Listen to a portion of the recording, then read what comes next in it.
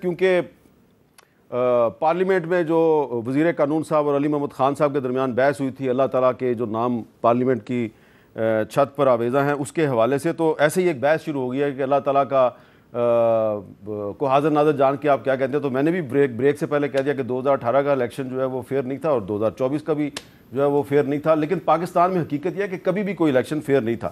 لیکن آج بیرسٹر گوہر خان صاحب جو چیئرمین ہے تحریک انصاف کے، وہ کیا کہہ رہے تھے وہ ذرا سنیں.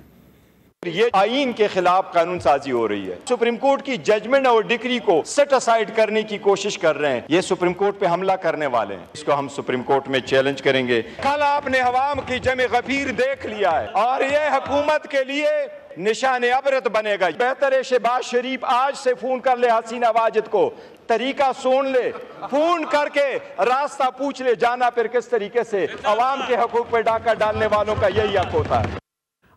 اچھا، میں اس معاملے میں بنگلہ دیش کو نہیں لانا چاہ رہا، لیکن عقیل صاحب آپ کو بیرسٹر گوہر صاحب کی بات سے کیا لگ رہا ہے جو کہہ رہے ہیں کہ آپ سپریم کورٹ پر حملہ کرنے جا رہے ہیں؟ اس کا کیا مطلب ہے؟ دیکھیے، وہ یہی کہنا چاہ رہے ہیں کہ یہ شاید جو ترمیم آج ہم نے پاس ہوئی ہے اکثریت سے، اس میں شاید کوئی الٹرا وائرس ہے کانسٹیٹیوشن کی پروویژن سے یا تصادم میں ہے آئین پاکستان کے ساتھ. لیکن میں نے آپ کو واضح طور پہ بتایا کہ آئین پاکستان کے ساتھ کوئی ایک تینوں ترامیم میں سے کوئی ایک بھی ترمیم اٹھا کے دیکھ لیں، اس میں کون سی ایسی بات ہے جو آئین پاکستان میں درج نہیں ہے یا الیکشن ایکٹ میں درج نہیں ہے. ہاں، جس قسم کی تشریح کی گئی عزت مآب جج صاحبان کی طرف سے جو میجورٹی ڈیسیجن آیا، میں تو وہ تمام تر شکیں ڈھونڈتا رہا ہوں. مجھے تو آئین پاکستان میں وہ نہیں ملی جو ان کے کیس کو سپورٹ کریں. جو تیسرا ایک فریق تھا، صرف ایک شک ملتی ہے 187، اور اس میں کمپلیٹ جسٹس کا کہا گیا ہے. اور وہ کمپلیٹ جسٹس نظریہ ضرورت کے تحت تو میں کہہ سکتا ہوں کہ ہو سکتی ہے، لیکن کیونکہ عدالتوں کو آئین اور قانون کے تحت اور تابع کام کرنا ہے، اور مجھے تو کوئی شک نہیں ملی. لیکن یہ شکیں کوئی ایسی شک آئین اور قانون کی موجود نہیں ہے جس کے تصادم میں یہ لائی گئی. اچھا، اب اگر آپ عدالتوں کو آئین اور قانون کے تابع ہو کے کام کرنا ہے، اور ان کو کس کے تابع ہو کے کام کرنا ہے، اور یہ کس کے تابع ہو کے کام کر رہے ہیں؟ جس کے تابع آپ کی حکومت کام کرتی ہے. کبھی بھی نہیں. سول ملٹری ریلیشن ایگزمپلری ہونے چاہیے. میں اس طرف گیا ہی نہیں، میں نے نام ہی نہیں لیا. یار آپ کو نام ہے، مجھ کو تو مورل کریج ہے نا، میں تو نام لے سکتا ہوں. اچھا دیکھیں جی حامد میر صاحب، سول ملٹری ریلیشن ایگزمپلری ہونے چاہیے، اس میں تو کوئی شک ہی نہیں. بالکل ٹھیک ہے. اصل چیز کیا ہے؟ ایمان فروشی نہیں ہونی چاہیے، دھوکہ نہیں ہونا چاہیے، ضمیر فروشی نہیں ہونی چاہیے.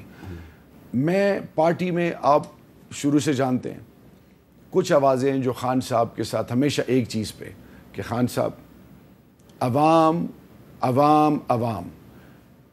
میں آج مجھ میں یہ مورل کریج ہے. پی ٹی آئی اب بنی ہے پارٹی، اب بنی. بالکل میں یہ کہتا ہوں کسی قسم کی انٹرفیرنس نہیں ہونی چاہیے. ایک پولیٹیکل پارٹی کی اپنی مورل کریج، مورل سٹرینتھ، اور سب سے بڑھ کر اس کی جو کمٹمنٹ ہے اور اس کی جو آئیڈیالوجی ہے، that will decide the fate. میرا سوال سن لیں. جی، ابھی بھی آپ کو ساری امیدیں سپریم کورٹ سے وابستہ ہیں کہ سپریم کورٹ آپ کو انصاف لے کے دے گی. تو کہاں جائیں؟ ایک منٹ، انصاف لینے کے علاوہ کدھر جائیں؟ تو پھر یہ آپ یہ کیوں کہتے ہیں ہم اسلام آباد آئیں گے، ہم اڈیالہ جیل جائیں گے؟ ہم نے یہ کہا ہے، ہمیں تو اسلام آباد ہائی کورٹ نے اجازت دے دی تھی نا ترنول کی. ایٹ دی 11th آور جب بالکل ایٹ دی ورج انہوں نے سب کچھ سبوٹاج کر دیا کہ اجازت نہیں دی. کتنا کرٹیسزم ہوا. اچھا ایک منٹ جی، کتنا کرٹیسزم. حامد میر بھائی خدا کے لیے کچھ چیزوں کو انڈرسٹینڈ کریں. ہم ہر چیز قانون اور آئین کے دائرے میں کر رہے ہیں.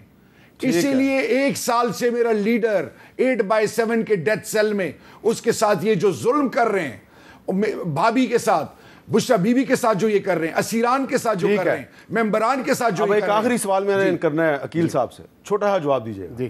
اگر سپریم کورٹ جو ہے وہ دوبارہ تحریک انصاف کو ریلیف دے دیتی ہے، پھر تو ان کو ریزرو سیٹیں دے دیں گے آپ؟ تب کی تب دیکھی جائے گی. اچھا، تب کی تب دیکھی جائے گی، اور ہم انشاءاللہ لے کے رہیں گے. اچھا، آپ لے کے رہیں گے انشاءاللہ. چلیں، آپ دونوں کا بہت بہت شکریہ. اتنا ہی عرض کروں گا کہ آج جو قومی اسمبلی اور سینٹ نے جو بل منظور کیا ہے، اس بل پر تحریک انصاف کا ایک اپنا موقف ہے، مسلم لیگ نون کا اور پیپلز پارٹی کا اپنا موقف ہے.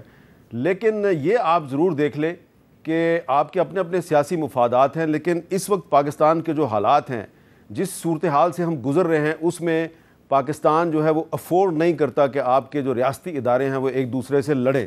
لیکن اگر آپ لڑنے کے لیے تیار ہیں تو لڑتے رہیں، لیکن اس سے پاکستان کا کوئی بھلا نہیں ہوگا۔